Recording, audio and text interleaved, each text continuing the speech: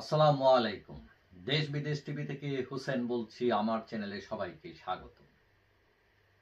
5 আগস্টের পর আওয়ামী লীগ কোণঠাসা শুধু নয়, দেখা যায় আমাদের যে সাংস্কৃতিক অঙ্গন আছে, লেখক সাহিত্যিক অঙ্গন আছে, তাদের অনেকেই টার্গেট হয়ে যাচ্ছে। এবং এটা নিয়ে প্রশ্ন উঠেছে যে 1971 সালে আমরা দেখেছি যে পাকিস্তানি বাহিনী বর্বর আক্রমণ চালিয়েছিল বুদ্ধিজীবীদের উপর, তাদেরকে হত্যা করা হয়, অর্থাৎ সমাজের অগ্রসরমান অংশকে শেষ করে দিলে তারা মনে করেছিল যে বাঙালি জাতিকে দমিয়ে রাখা যাবে।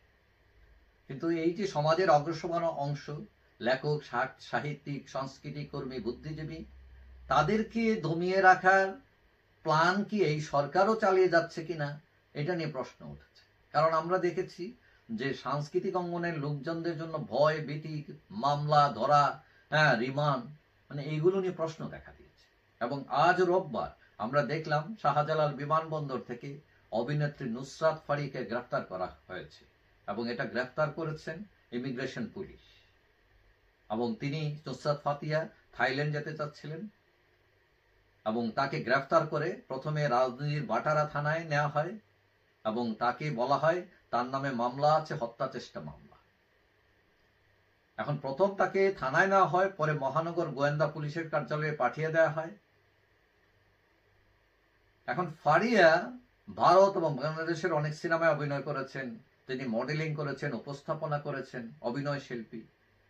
শুধু ফারিয়া নয়, আমরা দেখেছি সাংস্কৃতিক ব্যক্তিত্ব আসাদুজ্জামান নূরকে গ্রেফতার, এমনকি তাকে মারধর পর্যন্ত করা হয়েছে। আচ্ছা, মনে করলাম তিনি রাজনীতি করেন, রাজনীতি সম্পৃক্ত, তার দোষ থাকতে পারে রাজনৈতিক। মমতাজকেও গ্রেফতার করে রিমান্ডে পাঠানো হয়েছে, তিনিও রাজনীতি করেন। কিন্তু কয়েকদিন আগে দেখলাম আবার অভিনেতা সিদ্দিকের উপর আক্রমণ করা হলো, তাকে জেলে পাঠানো হলো, রিমান্ডে নেওয়া হলো। অভিনেতা ইরেশ জাকের কোনো রাজনীতি করে না, তার নামে মামলা। শমিকা এসারকে জেলে পাঠানো হলো, জামিন পেলেন, আবার আটকে রাখলো। এবং এপ্রিলে আমরা দেখলাম অপু বিশ্বাস, জায়েদ খান, নিপুণ, সুবর্ণা মুস্তফা, রুকেয়া প্রাচী, সুহানা সারা, বাবনা, তারপরে মেহের আফরোজ শাহন সহ মানে 17 জন শিল্পীর বিরুদ্ধে হত্যা চেষ্টা মামলা হয়েছে। এবং এই মামলায় নুসরাত ফাতিকে গ্রেফতার করা হয়। এখন আমরা প্রায় শুনি যে পুলিশ মামলা নেয় না, কিন্তু এক্ষেত্রে পুলিশ খুবই উৎসাহী। কোথাও তো শুনলাম না যে পুলিশ এই রকম হয়রানিমূলক মামলা নিবে না। এখন মানুষ রাজনৈতিক জীবন চলতে, মানে রাজনীতি তাকে কোনো না কোনোভাবে স্পর্শ করবে। এখন শিল্পী কলা কুশলীদের বিভিন্ন সংগঠনও থাকে, তাদের পিছনে রাজনৈতিক সম্পৃক্ততা থাকতে পারে। মানে তাই বলে কথায় কলায় হত্যা চেষ্টার মামলা দিয়ে শিল্পীদের যদি ভয় দেখান, তাদের জীবনকে বিপন্ন করে ফেলেন এবং সেখানে যুক্তি আছে কি নাই, সত্যতা আছে কি নাই, এগুলো পরখ না করেন, তাহলে তো প্রশ্ন দাঁড়াবে সরকারের বিরুদ্ধে। এখন সরকার মুখে বলছে মামলা হলেই গ্রেফতার নয়, কিন্তু কার্যতে আমরা কি দেখছি, মানে মামলা হলেই গ্রেফতার চলছে। মানে এটার উদ্দেশ্যটা কি?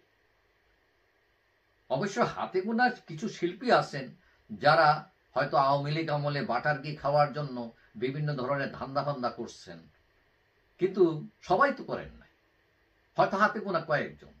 এখন প্রশ্ন উঠেছে মানুষের মত প্রকাশের স্বাধীনতা। সাংস্কৃতিক কর্মীরা সমাজের অগ্রসরমান অংশ, সচেতন অংশ। এখন তাদের দমিয়ে রেখে, ভয়ভীতি দেখে কোনো একটি বিশেষ শ্রেণীর এজেন্ডা বাস্তবায়ন করা হচ্ছে কিনা, সেটা নিয়ে প্রশ্ন উঠেছে। তবে হ্যাঁ, কেউই আইনের ঊর্ধ্বে নয়, কেউ যদি অন্যায়ের সাথে যুক্ত থাকেন অবশ্যই ধরবেন। কিন্তু যেখানে সরকার বলছে এসব হয়রানিমূলক মামলায় সরকার বিব্রত, তাহলে এইসব ভয়ের সংস্কৃতি উদ্ভব হচ্ছে কার সাথে, কেন হচ্ছে? এখন এই যে যাদেরকে এই ভয়ভীতি দেখানো হচ্ছে, সমাজের অগ্রসরমান মানুষকে হয়রানির মধ্যে ফেলে দেওয়া হচ্ছে। এখন নুসরাত ফারিয়া, সে আপনি বিশ্বাস করে না, একটা বালকে বললে বিশ্বাস করবে যে সে হত্যার চেষ্টায় গিয়ে কাউকে আক্রমণ করেছে বা আক্রমণের জন্য এটা একটা মানে কি বলা যায় প্ল্যান সাজাইছে এবং 17 জন মিলে করছে, যারে করছে এটা চিনেই না, যে এলাকায় ঘটেছে সেখানে তারা যায়ও নাই কেউ কেউ কোনোদিন। এবং এইগুলা যে হয়রানিমূলক এটা স্কুলের বালকও বুঝবে, কিন্তু সরকার বুঝতেছে না। এটা খুবই দুঃখজনক। তবে কেউ যদি অপরাধী হয় অবশ্যই শাস্তি দেন, কিন্তু অন্যায়ভাবে কারো প্রতি যাতে জুলুম না হয় সেটি হচ্ছে শেষ কথা। যাই হোক, সবাই ভালো থাকবেন। আশা করি দেখা হবে অন্য কোনো ভিডিওতে ইনশাআল্লাহ।